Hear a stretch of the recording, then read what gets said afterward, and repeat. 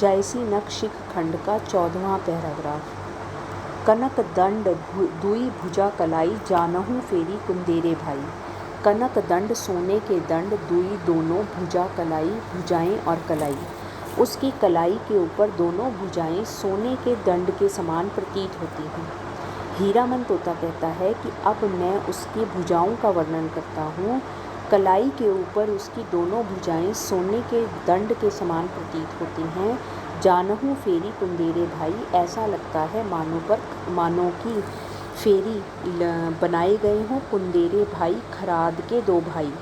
खराद पर चढ़ाकर जैसे दो भाइयों की रचना की गई हो, अर्थात खराद पर चढ़ाकर उन भुजाओं को बनाया गया हो, ऐसा प्रतीत होता है।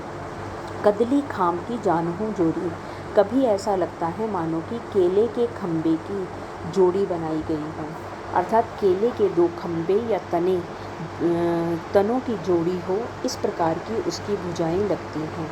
ओ राती ओही कमल हथौड़ी, ओ राती लाल रंग की ओही कमल, कमल के समान हथौड़ी हथेलियाँ, और उसकी हथेलियाँ भी लाल रंग के कमल के फूल के समान सुंदर लग रही हैं। जानहु रकत हथौड़ी बूढ़ी, जानहु ऐसा लगता है मानो कि रकत खून हथौड़ी बूढ़ी, हथेलियाँ डूबी हुई हों, ऐसा लगता है उसकी हथेलियाँ खून में डूबी हुई हों। रवि प्रभात तात वह जूड़ी, रवि सूर्य प्रभात प्रातःकाल तात वह जूड़ी उसमें डूबा हुआ है, और सुबह के सूर्य का प्रकाश भी उसी में डूबा हुआ दिखाई देता है। कहने का अभिप्राय यह है कि जब सूर्य सुबह के समय में उत्पन्न होता है, उदित होता है, तो वह लाल रंग का होता है, तो उसकी हथेलियाँ कभी खून में डूबी हुई लगती हैं, तो कभी सूर्य के प्रभात जैसी, प्रातःकाल जैसी वह प्रतीत होती हैं। हिया काढ़ी जनु लिन्हेसी हाथा, और कभी ऐसा लगता है मानो कि हिया काढ़ी हृदय को निकालकर जनु मानो लिन्हेसी ले लिया हो हाथों में, जैसे कि उस रानी पद्मावती ने किसी के हृदय को निकालकर ही अपने हाथों में पकड़ लिया हो। रक्त भरी अंगुरी तेहि साथा, क्योंकि रक्त भरी खून से भरी हैं उंगलियां तेहि साथा उसके साथ, जिसके कारण उसके हाथों की उंगलियां भी खून से सनी हुई दिखाई दे रही हैं। ऐसा लगता है मानो कि किसी के हृदय को ही उसने अपने हाथों में ले लिया हो, क्योंकि उसकी उंगलियां भी खून से भरी हुई दिखाई दे रही हैं। ओ पहिरे नग जड़ी अंगूठी, उसने पहना हुआ है नगों से या मणि से जड़ी हुई अंगूठी को, उसने अपने हाथों की उंगलियों में नगों से जड़ी हुई अंगूठी को पहन रखा है। जग बिनु जीव जीव ओही मुठी, जग बिनु जीव जिसके कारण जग संसार, बिनु बिना जीव आत्मा के, ये ऐसा लगता है मानो कि सारा संसार बिना आत्मा के हो गया है। जीव वही मुट्ठी और आत्मा उसकी मुट्ठी में बंद हो गई है। उस नग की चमक इतनी अधिक है जिसे देखकर लगता है मानो कि पद्मावती के हाथों में ही सारे संसार की आत्मा आ गई हो। सारा संसार बिना आत्मा के या प्राणों के हो गया है और प्राण उसके हाथों की मुट्ठी में बंद हैं। बाहु कंगन ठाड़ सलोनी, बाहु कंगन उसकी भुजाओं में कंगन, टाढ़ सलोनी सुंदर लग रहे हैं, अर्थात उसकी जोड़ी बहुत ही सुंदर लगती है। उसने अपनी भुजाओं में कंगन पहन रखे हैं जिसकी जोड़ी बहुत सुंदर लगती है।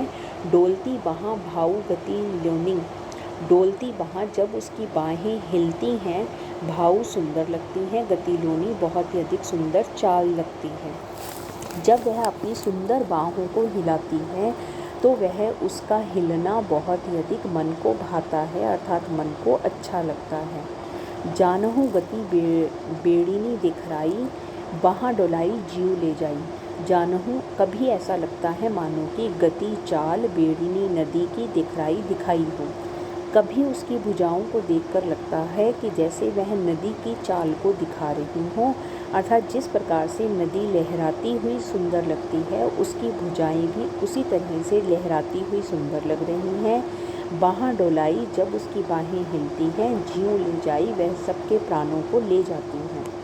उसकी भुजाओं का हिलना सभी के प्राणों को ले लेता है, अर्थात सबको अपनी ओर आकर्षित कर लेता है।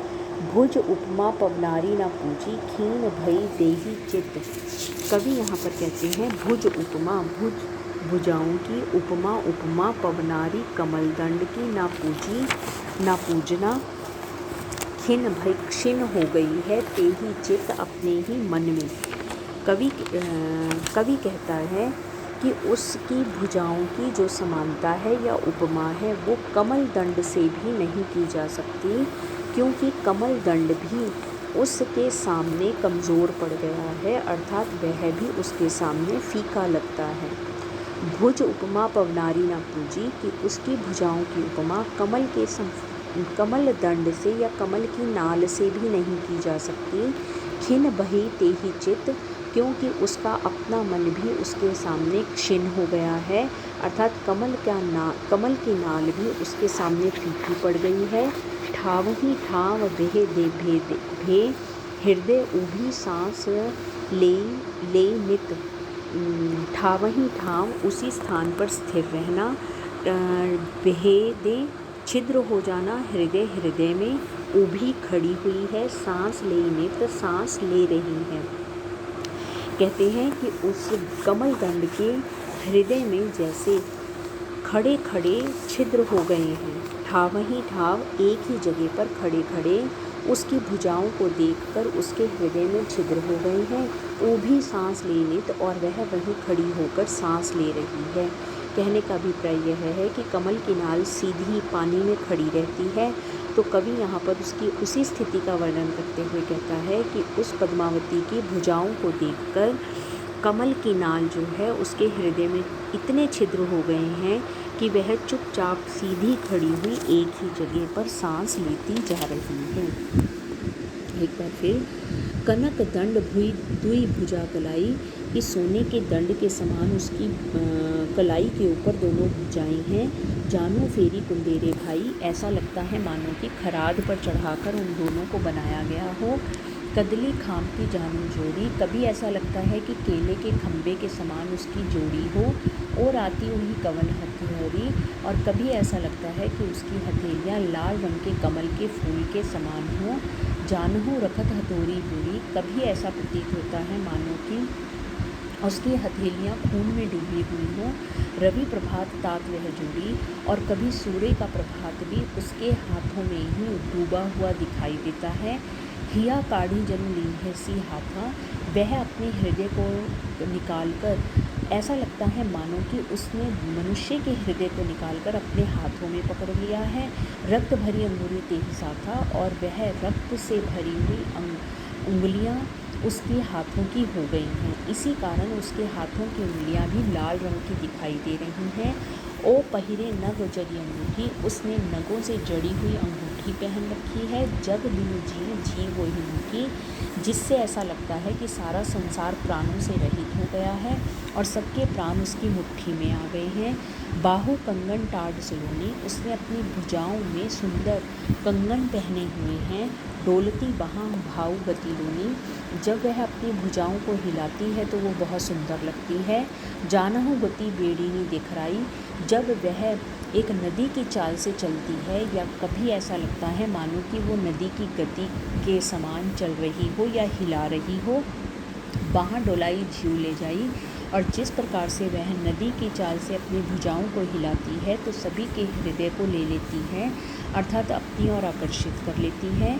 भुज उपमा पवनारी न पूजी, खीन भई तेहि चित, उसकी भुजाओं की समानता कमल के नाल से भी नहीं की जा सकती, वह भी उसे देखकर कमज़ोर पड़ गई है। ठावही ठाव भेदे हृदय ऊभी सांस ले नित, वह उसके हृदय में इतने छिद्र हो गए हैं कि वहाँ खड़े खड़े वह अब लंबी सांसें लेती जा रही है, अर्थात कमल की नाल भी अब उसकी समानता नहीं कर सकती, तो वह भी एक ही जगह पर स्थिर होकर केवल उसकी सुंदरता को निहार रही है।